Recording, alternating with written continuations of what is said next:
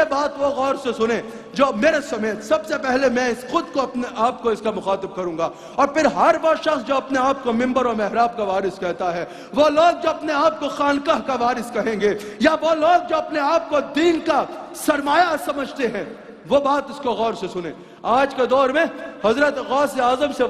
سے بڑا ولی ہونا تو دور کی بات ہے، سب کو اکٹھا کر لو، میرا خیال ہے کسی کا سر غوث اعظم کے قدموں کے برابر نہیں ہوگا۔ لیکن غوث اعظم کی بات سنو، غوث اعظم کی یہ بات سننا اور سمجھنا خواص کے لیے بالخصوص اور عوام کے لیے بالعموم بہت ضروری ہے۔ وہ کیا ہے؟ حضرت شیخ عبد القادر جیلانی فرماتے ہیں، مجھے میرے شیخ حماد بن مسلم نے جب خلافت دی نا تو وہ ایسے ہی تو پلیٹ میں رکھ کے تحفے میں خلافت نہیں دے دی۔ آپ فرماتے ہیں مجھے بڑا مجاہدہ کرنا پڑا، حالانکہ یہ وہ غوث اعظم ہیں جن کی ولادت سے پہلے حسن بصری میں نے بیان کیا ان کی بشارت دے رہے ہیں، جنید بغدادی ان کی بشارت دے رہے ہیں، بایزید بستامی ان کی بشارت دے رہے ہیں، حضور کا جبہ امانتاً ان کے لیے جنریشنز میں چلا آ رہا ہے۔ اللہ اکبر! حضور علیہ السلام ان کی ولادت پر حضرت شیخ ابو صالح کو مبارک دے رہے ہیں، اللہ کے مادر زاد ولی کامل ہیں۔ اس کے باوجود حضرت شیخ عبد القادر فرماتے ہیں مجھے یہ مقام ایسے ہی نہیں مل گیا، مجھے خلافت ایسے ہی پلیٹ میں رکھ کے نہیں دے دی گئی، کشت میں رکھ کے نہیں دے دی گئی۔ حضرت شیخ عبد القادر فرماتے ہیں میں نے بڑا مجاہدہ کیا، بڑا سخت مجاہدہ کیا میں نے پہلے میں نے 25 سال عراق کے جنگلوں میں عبادت کرتے ہوئے گزارے ہیں۔ آپ فرماتے ہیں ادھر مجھے روز کھانے نہیں ملتے تھے، بعض اوقات پتے کھا کے گزارا کرنا پڑتا تھا۔ پھر حضرت شیخ عبد القادر فرماتے ہیں 40 سال میں نے عشاء کے وضو سے فجر پڑھی ہے، عشاء وقت پہ پڑھ کے ساری رات اللہ کی عبادت میں گزار کے فجر پڑھی ہے۔ آپ نے فرمایا 15 سال میں نے اس انداز میں گزارے کہ ساری رات ایک رات پہ ختم قرآن کیا کرتا۔ آپ فرماتے ہیں میں نے حد درجے کا مجاہدہ کیا، اس کے بعد مجھے خلافت ملی اور یہ مقام ملا جس میں میں آج فائز ہوں۔ آج اگر کوئی اولیاء کی اولاد میں ہو، آج اگر کوئی علماء کی اولاد میں ہو، وہ سمجھتے ہیں ہمارے دادا پردادا کر گئے جو کچھ کرنا تھا، ہم نے کچھ نہیں کرنا، ہم نے صرف گدی پہ بیٹھ کے پروٹوکول لینا ہے۔ بھائی ایسی بات نہیں ہے، دادا نے جو کیا، پردادا نے جو کیا، والد نے جو کیا وہ انہوں نے کیا، اس کا اجر تمہیں ملے گا۔ قرآن میں موجود ہے کان ابو صالحا، قرآن میں موجود ہے اگر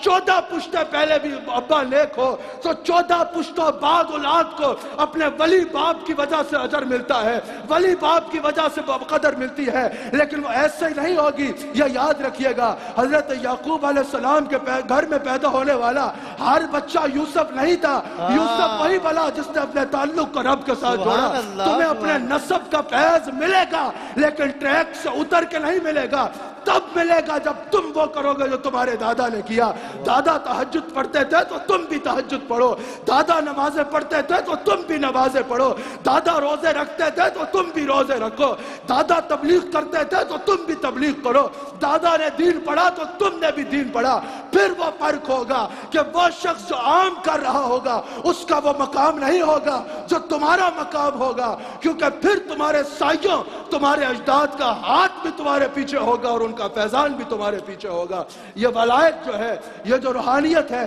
یہ کوئی ایسی وراثت نہیں ہے کہ بیٹا جس ٹریک پہ بھی چل رہا ہو اس کو یہ وراثت میں مل جائے گی۔ اہل سنت پہ یہ الزام لگایا جاتا ہے کہ یہ گدی موروثی سسٹم ہے، یہ موروثی سسٹم نہیں ہے۔ اگر باپ اللہ کا ولی تھا، بچہ اس ٹریک پہ چلے گا تو اس کو مقام ملے گا، اگر نہیں چلے گا تو مقام نہیں ملے گا۔ اگر والد ابو صالح جیسا ہو، پھر پیچھے جا کے دادا علی جیسا ہو، نانا رسول اللہ جیسا ہو، ماں سیدہ زہرا جیسی ہو، اور پھر بیٹا عبد القادر جیلانی جیسا ہو، تو وہ کیوں نہیں ایسا ہوگا کہ جس رستے سے گزرے گا فرشتے سلامی دینے کو حاضر ہوں گے۔ اللہ تعالی ہم